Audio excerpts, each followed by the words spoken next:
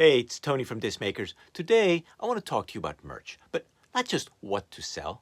I want to go deeper into the psychology of why fans actually buy your merch to help you maybe move more merch. Because if you think fans are buying just to support you or just because they need a new t-shirt, you're missing the bigger picture.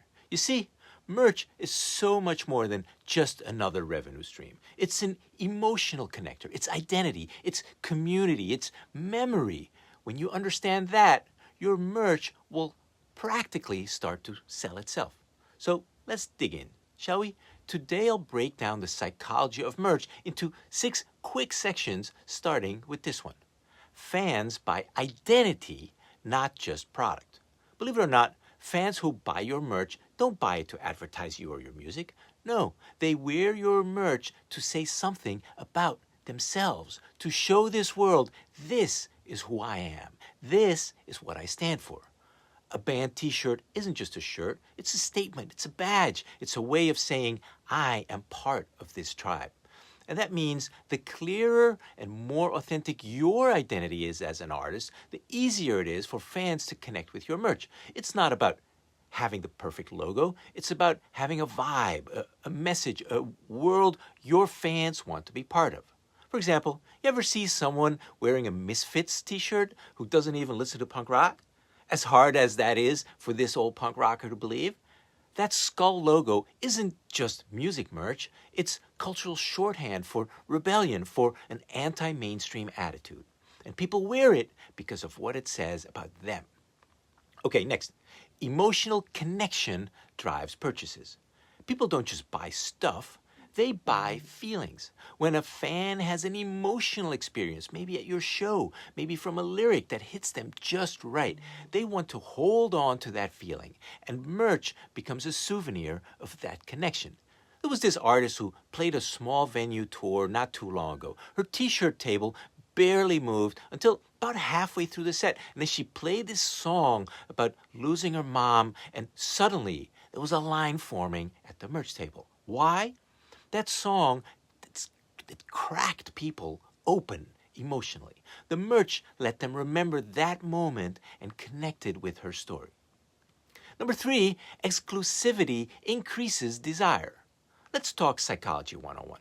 When something is limited, we want it more. Limited runs, numbered items, tour-only merch, time drops, all of these increase the perceived value of your merch. Our customer, Ninja Sex Party, once offered an autographed copy of their CD for sale online, but only to fans who bought during the pre-sale. Once the record dropped, no more autographed copies.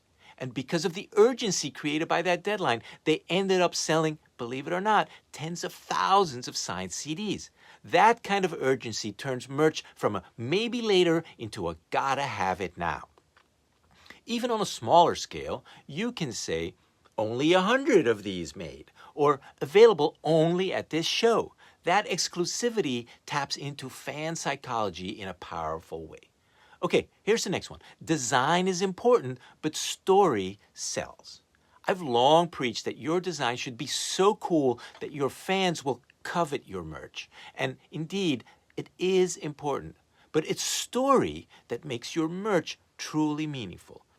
Think beyond your name or your logo. Can your t-shirt reference a lyric that fans love, a symbol from your album art, a phrase that's become your rallying cry maybe?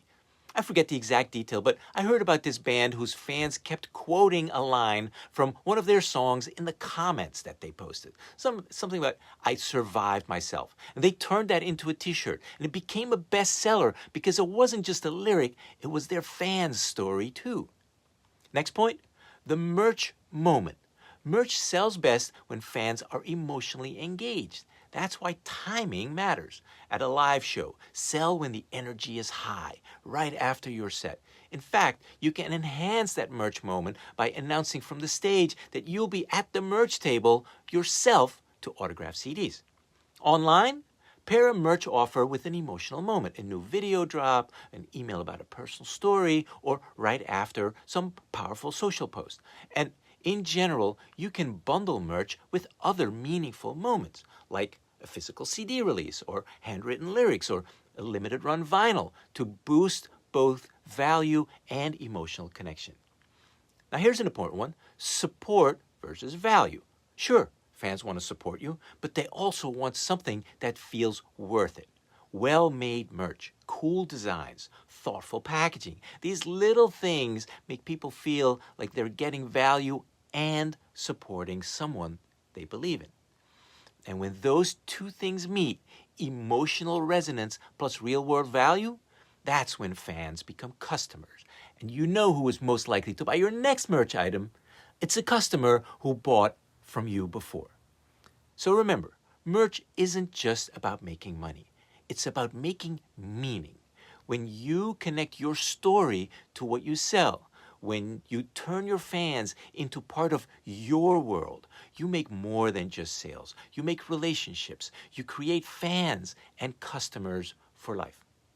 I hope this helped you think a bit differently, a bit deeper about your merch. And if it did, like and subscribe, and let me know in the comments. Is there one piece of your merch that sold more than any other? What was it and why?